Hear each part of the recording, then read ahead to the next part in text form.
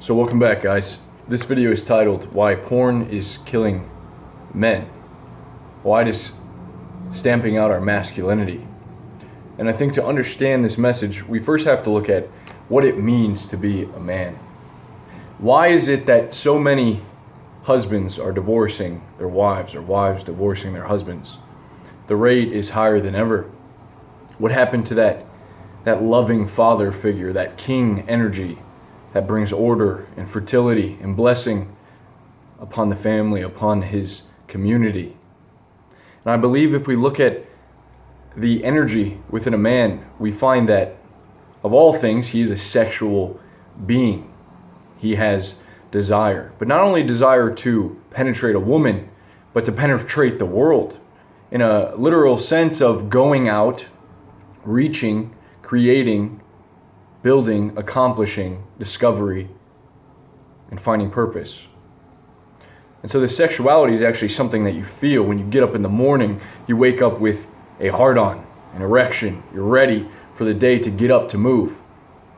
And see, more than ever, I think, is that this sexuality is, to us, we've become ashamed of our sexuality. We're afraid to let this come out of us. And you can see this with many men that feel uncomfortable around women. It's hard for us to express our feelings without feeling too ashamed or feeling needy even. It's hard to really partake in beauty and look at it as beautiful. Beauty needs a witness, and I believe that part of what men are here to do is to witness that beauty. You have within you this testosterone-filled body, and there's this energy that flows down into the world. This is that horniness that you feel. And to be horny makes you feel alive. When you're not horny, when your testosterone is low, you feel lethargy, fatigue. You don't feel like doing anything. But when you do feel horny, you're excited, not just for sex, but for life itself. And so with the rise of porn, it's given us a way to experience porn. But at the end of the day, when the porn is off and we've busted that nut, staring back at us is our own reflection in the phone. And you turn off the screen.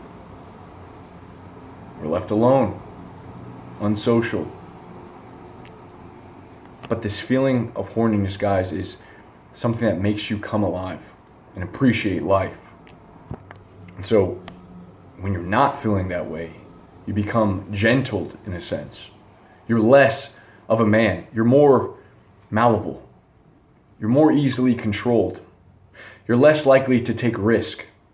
You're less likely to do things that you want to do, to live life on your terms.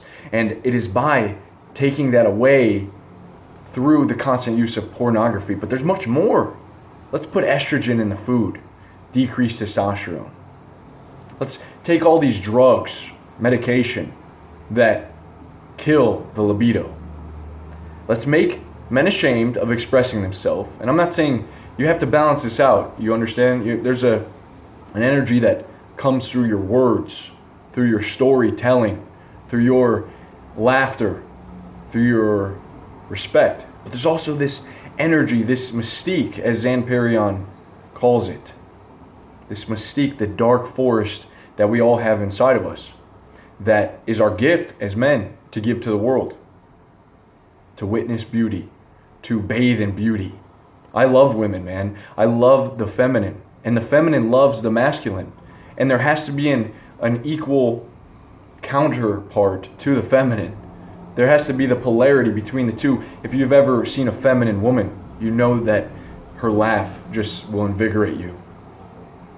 Her presence, her hair, her smell, this love for life, this wildness is invigorating for a man and for everyone, really. But there has to be something for the man that is the same as attractive as the feminine to a woman. And so as we decrease in that same horniness, that same lust for life, well, we become gentle. In one of my favorite fantasy series books, there is a man that wields great power. And when he gets his power taken away from him. Very few men have this power, but when it is sapped away from him, becomes gentled. And he literally feels like he wants to die. And often these men that are gentled kill themselves. They feel no power anymore. They feel no vigor and intensity. And I think that is happening to many men. We've become ashamed. We've lowered our testosterone. We've lowered our horniness. We've become stuck in routine. We forget that there is beauty in life to be experienced, and we stop experiencing it. We stop searching it out. We stop expressing ourselves.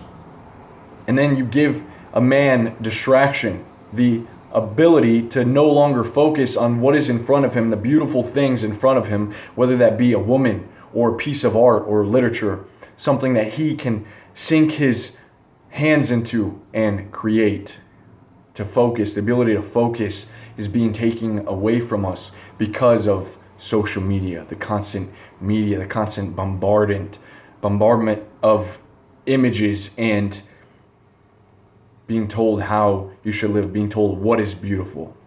If you've ever been addicted to porn, you realize that there's this effect after you watch it, the novelty of new videos, new women. It sort of wears on you, and then you need more. And then once you see all these beautiful women and there's another man fucking them and it's not you, and then you go out into the real world and the women that are there in front of you are less beautiful. You're unable to realize that feminine beauty because your mind is now filled with all the sexual acts and all the what you think to be love-making fucking that you've seen in pornography. The beautiful women that are in your city, that are in your life, maybe your social circle, maybe your job, become less intriguing because you can always go back home and please yourself. You can live out that fantasy, whether you do it because you're not getting any at the moment or because this is all you have. It's an easy way out. It short circuits the brain. So we've become complacent with settling for that. And so what I think needs to happen is for us to wake up, to embrace the beautiful things in life. Seriously, and this isn't some esoteric way of thinking, but there is beauty out in life everywhere. And you just have to be able to focus on it to see it. This provides inspiration in your life, creativity, motivation. Many men are lacking in these qualities. They want to be motivated, and so they read quotes on Instagram or they search for motivational videos, but motivation is right there when you get up because life provides you with plenty of inspiration, but you have to be attuned to it.